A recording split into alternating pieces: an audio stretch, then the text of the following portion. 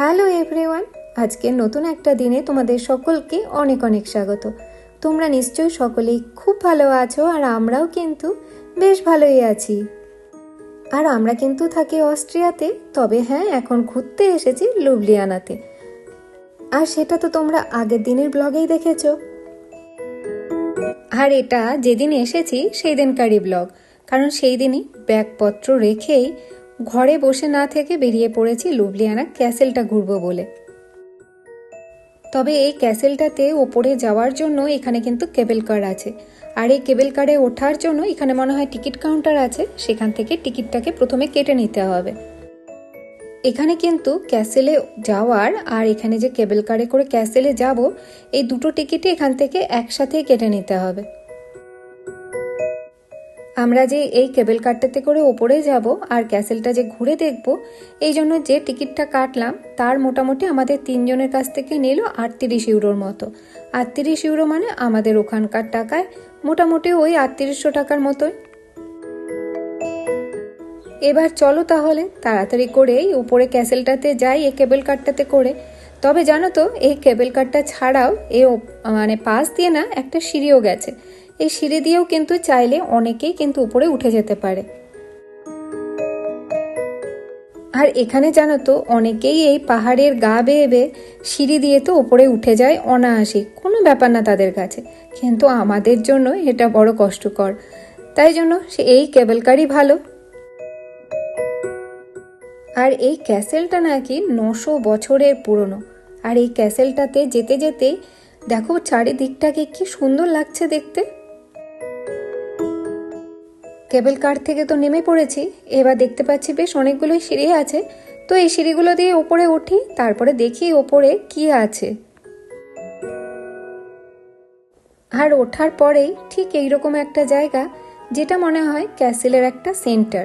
আর এখানটায় দাঁড়ালে বেশ চারিদিকটা বেশ সুন্দরভাবেই দেখা যাচ্ছে। আর এই জায়গাটা না, লুবলিয়ানার যে ক্যাসেলটা আছে, এটা আবার লুবলিয়ানার কিন্তু একটা জনপ্রিয় একটা কিন্তু ঘোরার জায়গা। এখানে এই ঘোরানো ঘোরানো যে সিঁড়িগুলো দেখা যাচ্ছে, এই সিঁড়িগুলো তো আমাদের ওখানে এর থেকে একটু ছোট সাইজের হতো।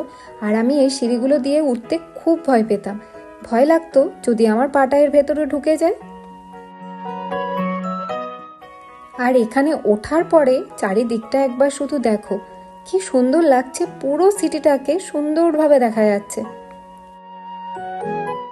আর এই সাইডে দাঁড়ালে পুরো ক্যাসেলটাকে সুন্দরভাবে দেখা যাচ্ছে।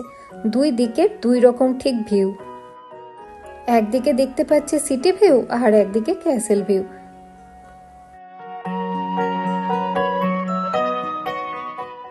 ওই যে সামনেই যে দুটো পতাকা উঠছে টাওয়ারটা দেখতে পাচ্ছ, ওটা হচ্ছে এখানকার ভিউ টাওয়ার। তো এখন আমরা এটাতেই এসেছি, আর এখানে এসেই না জানতে পারলাম এখানে যে ক্যাসেলটা আছে সেটা নিয়ে নাকি একটা ওরা মুভির মতো বানিয়ে ওটা প্রত্যেককে দেখানো হয়। মানে আর কি, ক্যাসেলের যে স্টোরিটা আছে সেটাই একটা মুভি বানিয়ে প্রত্যেককে জানানো হয় যে এই ক্যাসেলের স্টোরিটা কি। তো এই ঘরটাতে আমাদেরকে প্রথমে এই ঘরটাতে প্রথমে এসেছি, এখানে স্টোরিটা দেখানো হবে। তো এই জন্য না আমাদেরকে কালো রঙের চশমা দেওয়া হয়েছে, কারণ এই যে গ্রাফিক্সটা আছে পুরোটাই কিন্তু 5D। তবে এই স্টোরিটা দেখতে তো খুব ভালো লাগছে, বুঝতে কিছু কিছু হয়তো পাচ্ছি নিচে সাবটাইটেলটা দেখে। কিন্তু এই যে স্টোরিটা হচ্ছে সেটা কিন্তু ইটালিয়ান ভাষায় হচ্ছে, কারণ এখানে না অনেক পর্যটকরা আসে। তো এখানে সব থেকে, যখন আমরা এখানে দাঁড়িয়েছিলাম লাইনে, সব থেকে বেশি ছিল ইটালিয়ান লোকজন। যদি ইংলিশ কান্ট্রি বা ইংলিশে কথা বলা লোকজন বেশি থাকতো, তাহলে হয়তো মুভিটা আমরা ইংলিশে দেখতে পেতাম। তো যেহেতু ইটালিয়ান বেশি ছিল, এই জন্য এই মুভিটা পুরোটাই হচ্ছে ইটালিয়ান ভাষায়। আর জানো তো, স্ক্রিনের ভেতরে যে বৃষ্টির জলগুলো পড়ছে, এগুলো কিন্তু এসে এসে না আমাদের গায়ের ওপরেও পড়ছে। আর ওই যে প্রথমেই তো বললাম যে এই দুর্গটা কিন্তু 900 বছরের পুরনো। প্রথমে তো এখানে রাজারাই থাকতো, পরে আবার এটা কিন্তু একটা সামরিক দুর্গ হিসাবে ব্যবহার করা হতো।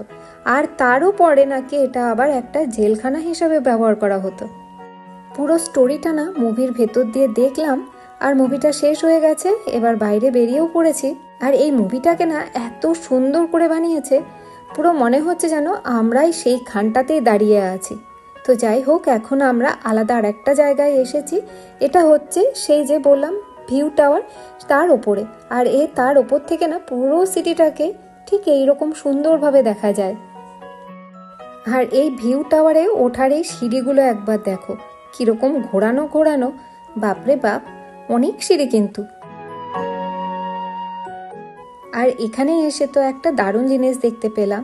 একজনকে দেখছি পুরো একটা হোয়াইট কালারের সুন্দর যে গাউনগুলো পরে, তাদের হয়তো আজকে বিয়ে ছিল, তো সেই বিয়ে পারপাসে হয়তো তারা এসেছে, তারা হয়তো এখানেই বিয়ে করেছে বা হয়তো ফটোশ্যুট করতে এসছে, সেটা আমি জানি না। তবে অনেক লোকজন ছিল, তারাও বেশ অনেক ছবি টবি তুলছিল, বেশ ভালো লাগছিল দেখতে। আর আমরা তো এখানে শুনলাম এখানে নাকি অনেক আর কি সাংস্কৃতিক অনুষ্ঠানও নাকি অনেক হয়, তো সেক্ষেত্রে বিয়েটিও হতেও পারে। তো আমাদের ক্যাসেল ঘোরা মোটামুটি শেষ। এবার কেবল কার এসে গেছে, কেবল কারে করে আবার নিচের দিকে নেমে যাব। ক্যাসেল ঘুরে তো নেমে পড়েছি, আর নেমে বাইরে এসেই এই সুন্দর জায়গাটায় এসে গেলাম। আর হ্যাঁ, ইউরোপে ঘুরতে যে কোনো জায়গায় গেলে সুন্দর সুন্দর কিন্তু এইরকম লেক অনেক দেখা যায়। আর এইখানটায় এসেই দেখতে পাচ্ছি, বাহ কি সুন্দর, সবাই মিলে ড্যান্স করছে। এই সুন্দর লেকটাতে কিন্তু বোটিংও করা যায়। তো সুন্দর লেক দেখলে বোটিং যদি থাকে, বোটিং না করলে কি হয়? তো সেই জন্যই বসে পড়লাম এই বোটিং করার জন্য। আর বোটিং করেই না বাড়িতে ফিরে যাব, প্রচুর টায়ার্ড লাগছে। আর এই বোটিং করতে করতে চারিদিকটা তো সুন্দর লাগছে, আর সাথে কি যেহেতু এখন একটুখানি রোদটা পড়ে গেছে, এজন্য না গরমটা অনেকটাই কম লাগছে। তবে সামনের দিকে চেয়ারগুলো একটাও আমরা বসার জন্য পাইনি, তাই আমাদের বাধ্য হয়ে কিছুক্ষণ দাঁড়িয়েছিলাম, কিছুক্ষণ দাঁড়িয়ে দাঁড়িয়ে যাচ্ছি, আবার কিছুক্ষণ ভেতরে গিয়েই বসছি। আর এই লেকটা না একদম সিটিটার মাঝখান দিয়ে গেছে। আর এই লেকটার ধারে কত যে রেস্টুরেন্ট আছে, আর এইরকম প্রাকৃতিক শোভার মাঝখানে বসে খেতে কার না ভালো লাগে। তো যাই হোক, চলো আজকের ব্লগটাকে এখানেই শেষ করি। ব্লগটা তোমাদের ভালো লাগলে একটা লাইক করো, একটা কমেন্ট করো, আর যারা নতুন আমাকে দেখছো তারা প্লিজ আমার চ্যানেলটাকে সাবস্ক্রাইব করে আমার পাশে থেকো। দেখা হবে নতুন একটা ব্লগে, ততক্ষণের জন্য বাই বাই।